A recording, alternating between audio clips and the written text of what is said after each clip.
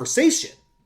Yeah, I think you're summing it up well. Like she, the character she portrays, you completely believe she is just a scrappy fighter who's gonna do whatever she can. And like you, I hadn't seen Megan Fox in a bunch of stuff outside of like Transformers or a portion of Teenage Mutant Ninja Turtles before I woke up and realized I was, wasting my life. And yeah, I kind of had the same expectations. But when I watched this film, it was just this revelation of has she just gotten this good, or has she just been misused in the past because she's beautiful? I'm going to go with misused. That's where I'm leaning too.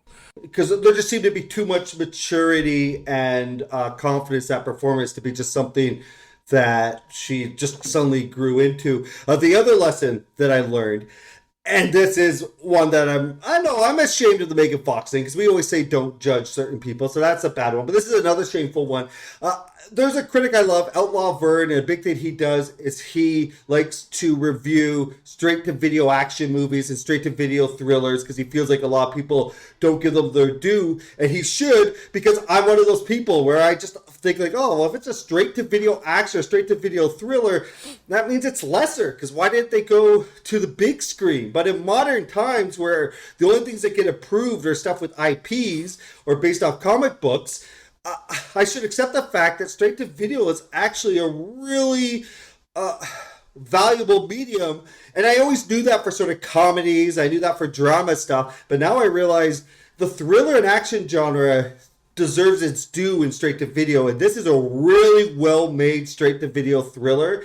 And so I was wrong to judge it on those lines. And I'm going to be way more open minded this year to sort of direct to video thrillers, because I thought this was very competent. I think it's got some great set pieces, how it makes use of the winter and the snow. I think we got really strong performances across the board, and you've got nuanced characters. I mean, I don't want to spoil this too much, but there are two people that are coming after her, and one of the characters has got a really intriguing arc. Yes,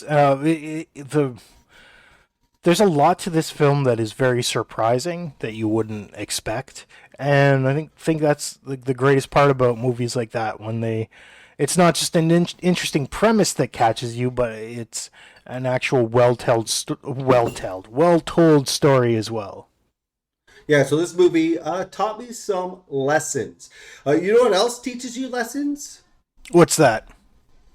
High school. And my first pick is a high school movie.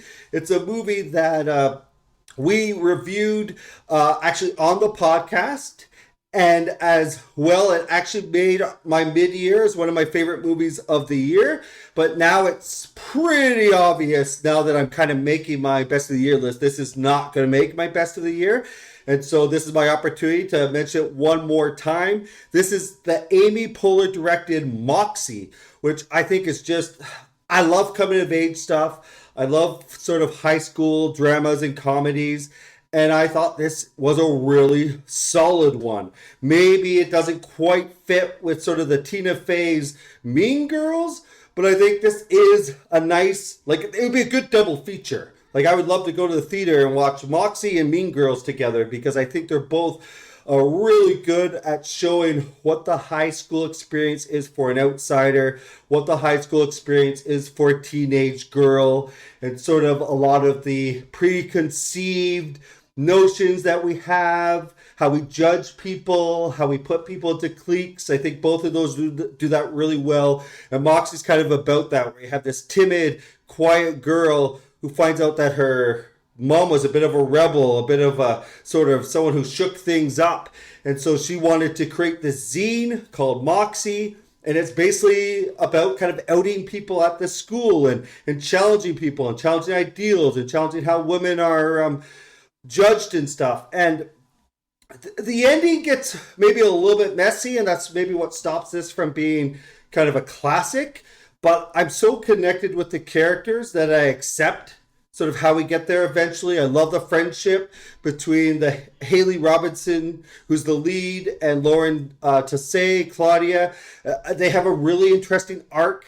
Like, you always have that idea where, oh, the friends break apart. But this one is kind of earned, and it makes kind of sense and adds nuance to Lauren Tessay's Claudia character. Alicia Pascal Pena is amazing as Lucy. She's sort of one of the people that pushes and shakes up Vivian's world.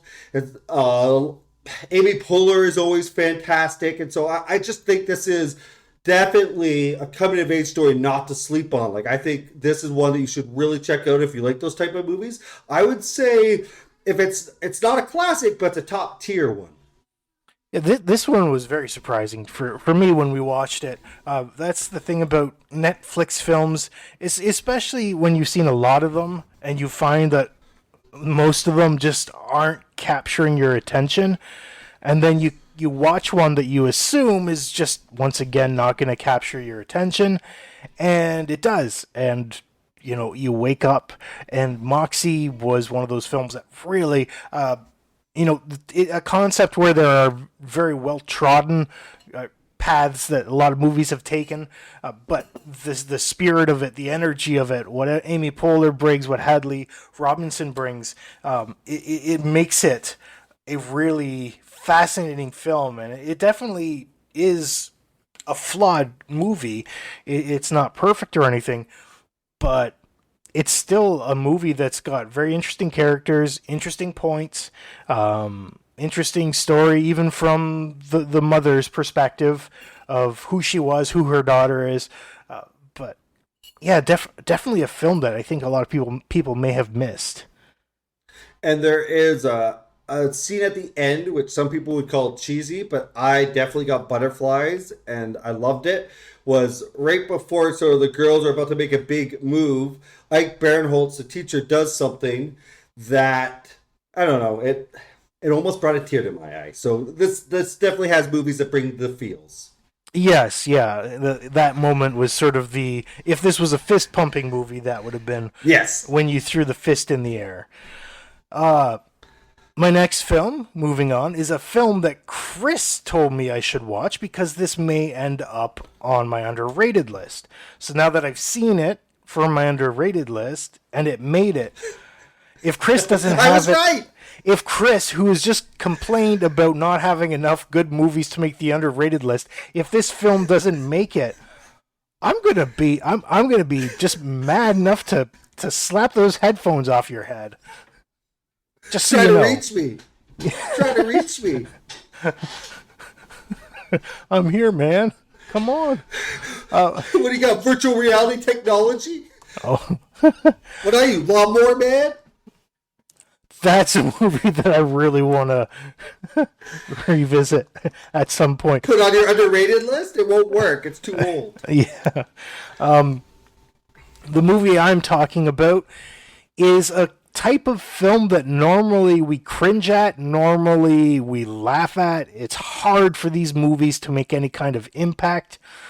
This is an old man action get revenge for something that wronged him in the past. It's Wrath of Man. A lot of the films, that were kicked off because of Taken, older man going on a warpath to get revenge or to rescue someone. We've gotten just absolutely sick of this because a lot of people have forgotten what made Taken fun. I mean, Taken was really kind of cartoony, and it wasn't really, like, it had some dark material, but it wasn't necessarily trying to be what Sylvester Stallone wanted, the mid-2000s Rambo to be. Oh, no. So as is the case so many times, and we say it so many times that we are broken records, something successful happens, but then people misinterpret what made it successful. And they end up going down a road that really is steering away from the original inspiration. Wrath of Man, this is the kind of film that is almost like someone saw John Wick and they said, okay, we got to bring that to Old Man, Revenge Tale. Let's get that cheesiness. Jason Statham is in this, and is he a believable or dramatic bad guy? No. Is he just like an almost 80s cliche, too tough for you character? Yes. He plays it well. The script works well with that. This movie knows that it's just about having fun. This movie knows that it's not trying to get any, huge acclaim for dialogue or characters. Guy Ritchie directs it really tightly. Wrath of Man, that was a surprising film. That one caught me off guard. Yeah, I remember hearing about it coming out, Wrath of Man, and sort of been like, oh, Guy Ritchie and sort of Jason Statham, like they haven't really created anything I've been that interested in probably over a decade. I mean, Guy Ritchie, I feel he's just brought out disappointment after disappointment recently. I know a lot of people like The Gentleman, but it didn't necessarily connect to me at the level that I wanted to. And then Jason Statham again, and maybe this is comes down to my bias against sort of straight to video action movies that I'm trying to purge now, which is thinking, well, I don't think he's really done anything that that interested in. And then it was like Guy Ritchie and Jason Statham in what looked like a revenge thriller action picture. I was like, oh, that's the ingredients for all the things I don't want to see. And so, but then I saw a good review for it, and I realized, oh, maybe this is something worth tracking down. And then I think it came on Netflix or something like that, and so I decided to check it out. And the reviewer loved it. Like they put it as one of like the best movies of the year. And the reason why it's on my underrated list is because I did like it a lot, but it's definitely not going to be making my best of the year list. And so I know that this is a better spot for it. But me and Scott love when we can kind of eat crow, or when we can sort of have our mind changed. That's, I think, one of the things that I kind of like about this show is that we are not one of those people that sort of tries to ignore what we used to say, and we like being corrected. And so Guy Ritchie has made a really solid thriller here, and Jason Statham really works as the lead, these two together. And so I love realizing like, oh, they still have something in the tank, they still have something to deliver here. And yeah, it is a revenge picture, and a lot of those don't necessarily always work.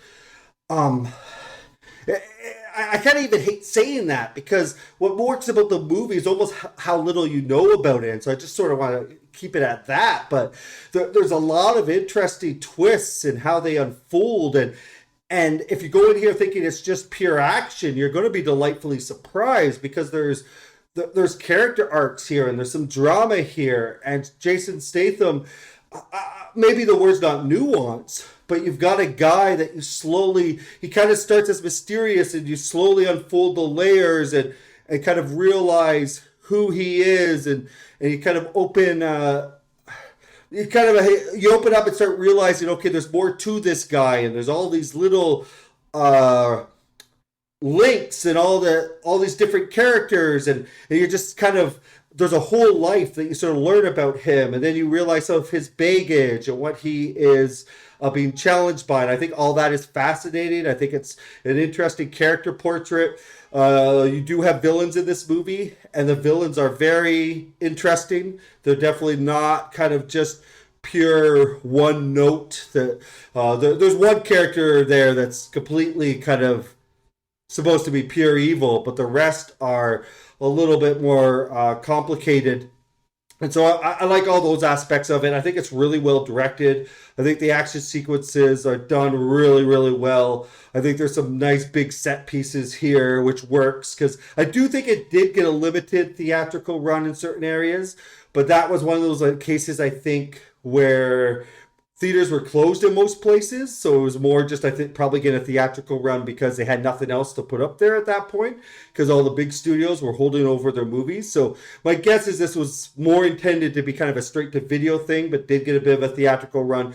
But I don't think many people know about this, and if you like thrillers, if you like action thrillers, but you like a little bit of meat on it, This is one of those super pleasant surprises, and it's got some really interesting twists. If I have one criticism on sort of what stops it from being great, one, there's a few contrived things, and sometimes I think maybe Guy Ritchie is a